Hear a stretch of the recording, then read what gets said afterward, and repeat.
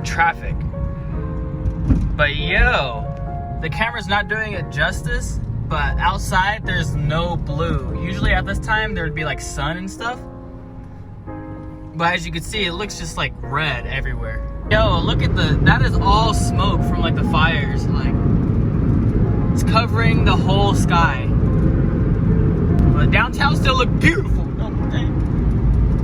Sorry to shakiness for this video. Don't let me over, man. But yeah, sorry for the shakiness in the video and for the random noises you might hear. Honda's old, you know what I'm saying? But yeah, it's super crazy. The weather's super crazy out here. But that's not why I'm making the video today. Main reason why I'm making the video today is trying to figure out if I should sell the hatch or not. So yes, I am up in the air about selling my EK hatch for a couple reasons.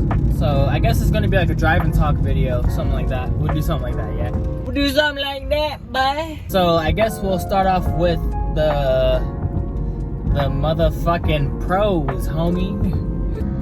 What the fuck? Let's start off with the pros of this Honda. No, actually, let's start off with the cons first, because you know you always want to go cons first and then pros. My car specifically. As you may or may not know, as you can see, there's cosmetic issues, like a lot around the car. So for example, my headliner's ripped. My interior is not that bad. Besides my headliner right here, I have a fat ass hole above my head.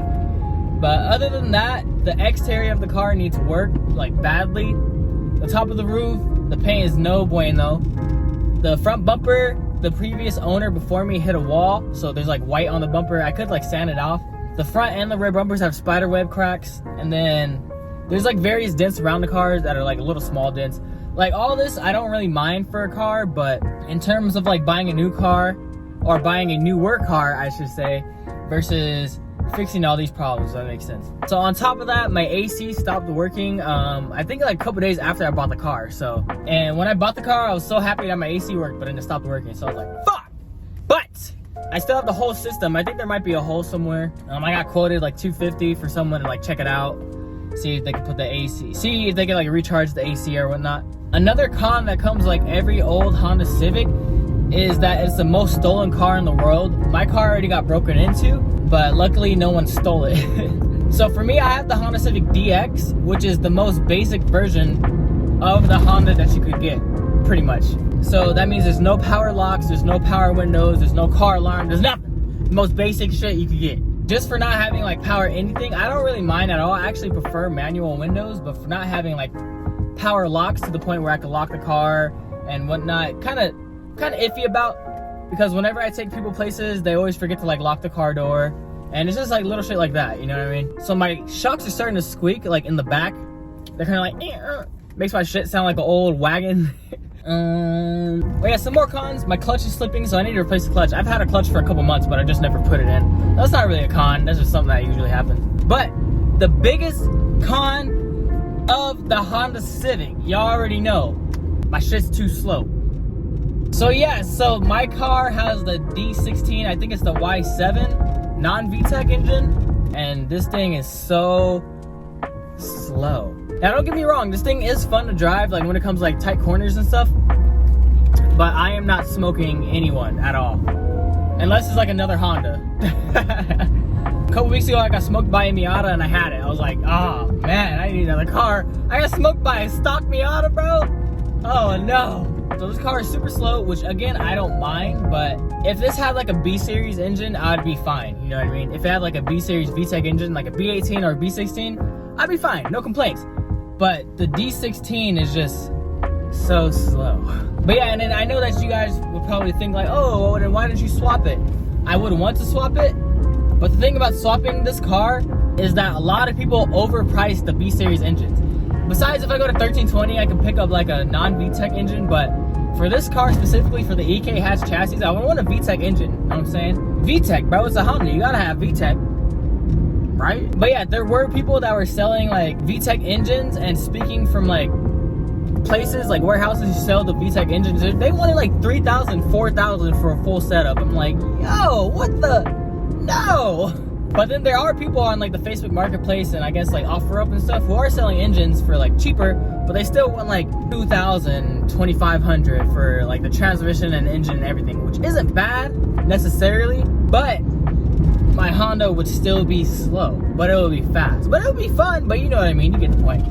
So yeah, that is the biggest con of my car, is that it's so slow. All right, enough with the cons. Let's talk about pros for the EK hatch. My car specifically, and probably for like all EK hatches, I don't know.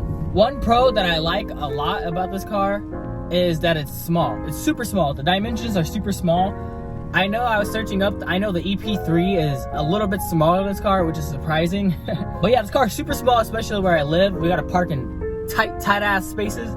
So having a small car really helps a lot. So I guess that's a pro. Another pro is this car is very lightweight.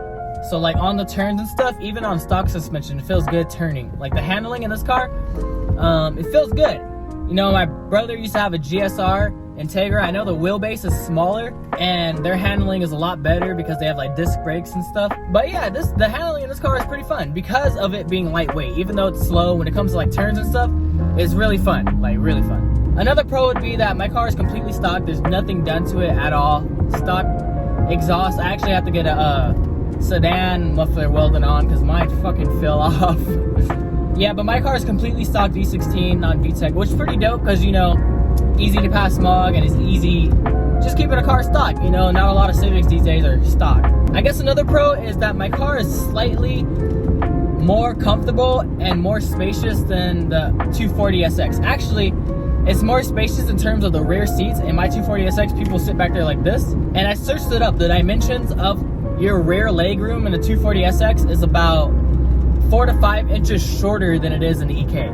So I actually had a full car the other day and people sat in here pretty comfortably because of the hatch. So you have a lot of headspace once you come to the back and you have a lot of leg room. So I guess that's a pro too. Speaking of the back seats, another pro, this is probably one of my favorites, is the hatch. I can fit a lot of things. I actually was able to take my stock 240SX bumpers back home because of how much room there is in here. I really love the hatch. I can take everything. I even helped my girlfriend move out at one point and stored a lot of stuff inside of this car. The most important pro about this car, and pretty much about any Honda Civic ever, is the miles per gallon. Yes, the miles per gallon in this thing is flawless. So it is Wednesday. I filled up last Monday and this is where my gas is sitting, and I drive to work every day. Kind of puts into perspective the gas mileage in this car. Actually, the day that I went to pick up the 240, I took this car 4 passengers, so me and 3 other people, all the way to pretty much Eureka or Marin County. If you guys don't know where that is in California, it's about a 4 to 5 hour drive. I drove there and back and I only filled up once. So I drove there on a half tank, filled up, and then drove back. And I was able to get a whole week's worth of work driving pretty much. So this gas mileage in this car is like insane. It compares to pretty much the gas mileage of newer cars today because of the D16 being a single cam and pretty much not being a performance engine, if that makes sense. I think if I got another car after this, the gas mileage wouldn't be as good as this car unless I were to get like a newer Civic or a newer Honda or Acura. You know what I'm saying? That's pretty much where this car stands in terms of gas mileage. The gas mileage is probably the biggest pro because, you know, everybody likes good gas mileage. But you only get good miles per gallon and not miles per gallon. So that's where I get disappointed. And for those of you that don't know, before I bought this EK hatch, I was not looking for a Honda. In high school, I did like Hondas a lot. Hondas were actually what got me into cars. So my first favorite car was a CRX. Honda CRX was my first favorite car ever out of any car. I was literally obsessed with that car. Then my dad, he's into muscle cars and he introduced me to like rear wheel drive cars. And then I started getting really into drifting and watching a lot of the old school Japanese tapes and everything like that once YouTube came out. Now this is me growing up. But other than when I first got into cars, my first favorite car was a CRX. My second favorite car was actually the EK hatch in terms of Hondas. After I stopped liking front wheel drive cars, when I got my first car was a BMW E36. Because at the time I was looking religiously for a 240, but no one had them for sale on Craigslist. Then I stumbled upon a E36. Had a bunch of problems because all I did was swing it. After high school, people were like, Anthony, swing it. I'd be like, okay. Hopefully this video isn't too long. It's just me talking pretty much. Hopefully you guys aren't bored. But yeah, the main thing is, should I sell the EK hatch or should I keep the EK hatch? Now, if I keep it, I'm pretty much going to keep it stock because it is my daily driver. And I still got the S14 that I'm fixing up. You know what I'm saying? That thing is a piece of shit, but still fixing it up. Speaking of the S14, oh doggy. all I need is some over fenders.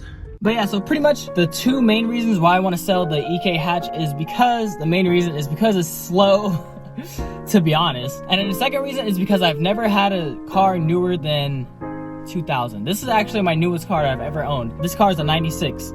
And I've had a total of 5 cars, including the 240SX. I've never had a newer car. What I mean by a newer car, I mean like a car where it's easier to take to like a shop and they can like fix it up because it's newer, because everyone runs out the old fucking systems. But yeah, this video is just me talking. I'm pretty sure I'm just gonna end the video here. All my Honda boys and all my other car boys, let me know down below if I should sell the EK hatch or if I should keep it. I gotta come up with a slogan like in the videos, you know, like TJ Hunt says keep moving forward, and like, I don't know. I think I thought of one. All right. Thank you guys so much.